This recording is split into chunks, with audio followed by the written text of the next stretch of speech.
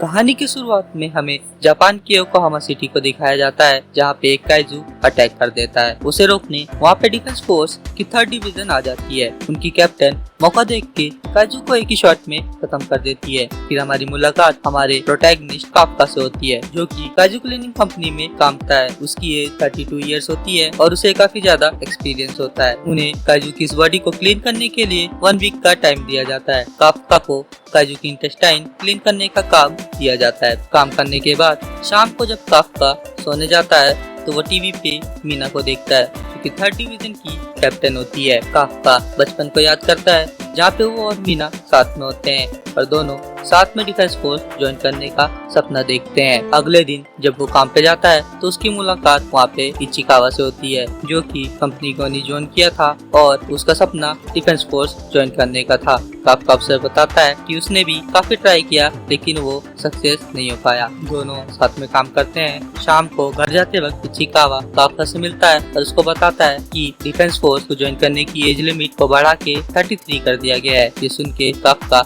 बहुत ही ज्यादा खुश हो जाता है, लेकिन इचिकावा के पीछे एक काइजू आ जाता है जो कि उस पे अटैक करता है। काफका उसे बचा लेता है और उसे भागने के लिए कहता है। काइजू काफका के पीछे पड़ जाता है और उसे घायल कर देता है। वहाँ पे इचिकावा वापस आ जाता है और दोनों पे काइजू अटैक करने वाला ही होता है। तभी वहाँ पे मीना आ जाती है और उन दोनों को बचा लेती है। दोनों को हॉस्पिटल लेके जाया जाता है, जहाँ पे इचिकावा काफका को उसकी जान बचाने के लिए थैंक्स कह रहा होता है। तभी एक मच्छर जैसा काइजू वहाँ पे आ जाता है और काफका के मुंह में घुस जाता है, जिससे वो एक काइजू में ट्रांसफॉर्म हो जाता है। दूसरी तरफ मीना अपने बचपन को याद करती है, जहाँ पे काइजू ने उनके टाउन को पूरी तरह से तबाह कर दिया था। वो और काफका साथ में होते हैं और काफका से कहता है कि हमेशा उसके साथ रहेगा।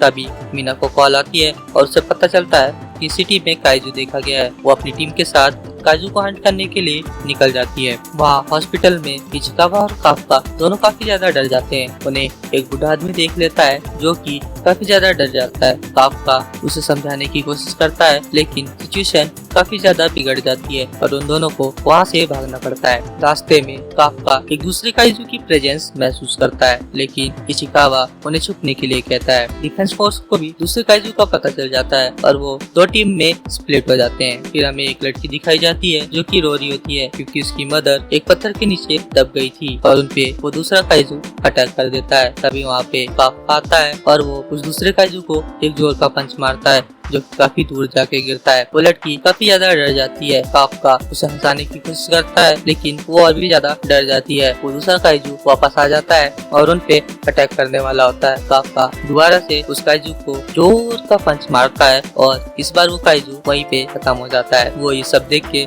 हैरान हो जाते हैं और उन्हें कुछ समझ नहीं आ रहा होता। फिर हमें टीवी पे दिखाया जाता है कि काफका को काइजू नंबर 8 का नाम दिया गया है। फिर 3 महीने बाद का सीन दिखाया जाता है, जहाँ पे इचिकावा और काफका दोनों के डिफेंस फोर्स के एंट्रेंस टेस्ट का रिजल्ट आता है और वो दोनों पास हो चुके होते हैं। 10 दिन बाद दोनों एग्जाम का सेकंड टेस्ट देने जाते हैं। वहाँ पे उनकी मुलाकात किकुरु से होती है, जो कि इनकी वैन को उठा के फेंक देती है, क्योंकि उसे वहाँ पे अपनी व्हीकल पार्क करनी थी।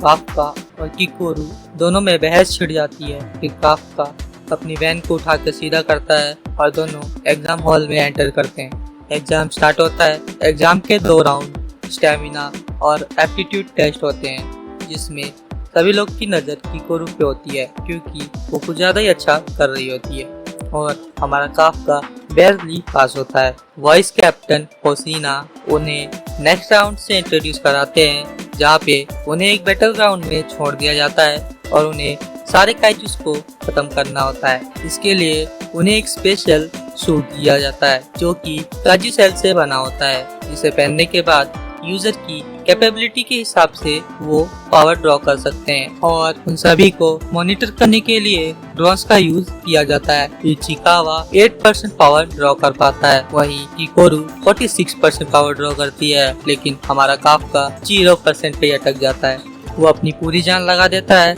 लेकिन फिर भी वो 0% पे ही रहता है। लास्ट राउंड स्टार्ट होता है और यहाँ पे भी किकोरू अच्छा परफॉर्म कर रही थी। वो एक एक करके काइजूस को मार रही थी। यहाँ पे काफ्का अपनी प्रीवियस नॉलेज को यूज करता है और दूसरों की हेल्प करता है, लेकिन उस पर एक काइजू अटैक कर देता है और वो घायल हो जाता है। वो ड्रॉप आउट होने वाला होता है, तभी किकोरू वहाँ पे आ जाती है और उस काइजू को मार देती है और वहाँ से चली जाती है। फिर वहाँ पे इचिकावा आता है जो कि उसकी मदद करने की कोशिश करता है, लेकिन उसका एक पैर फ्रैक्चर हो चुका था, जिसके कारण उसका खड़ा होना मुश्किल था।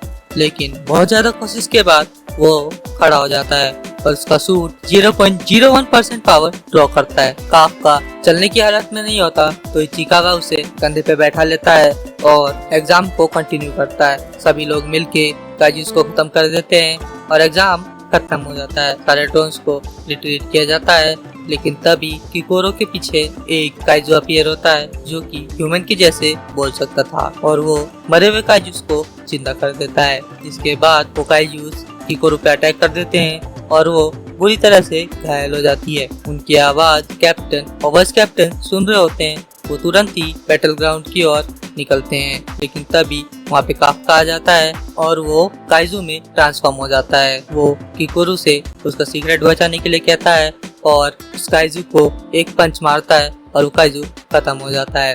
किकोरू बहुत ज्यादा घायल हो चुकी थी और वो बेहोश हो जाती है। जब कैप्टन बैटल ग्राउंड में पहुंचते हैं तो सिचुएशन कंट्रोल हो चुकी थी।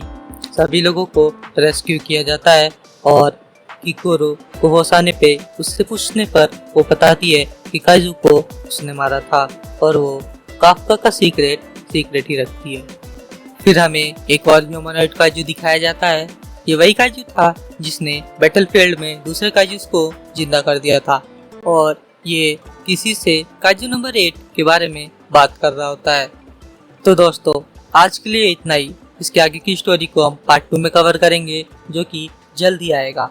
तब तक के लिए वीडियो को लाइक कर दें और हमारे एनिमे महफिल का हिस्सा बनने के लिए चैनल को सब्सक्राइब कर दें।